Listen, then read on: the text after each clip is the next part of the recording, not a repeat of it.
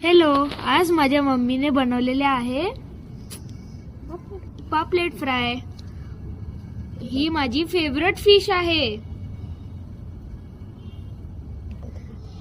आता तिनं तिला मसाले लावलेले आहेत। आता मला पाणी सुटतंय तोंडाला।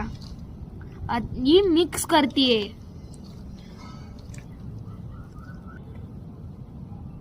आता मिक्स झालेले पापलेट तयार आहेत।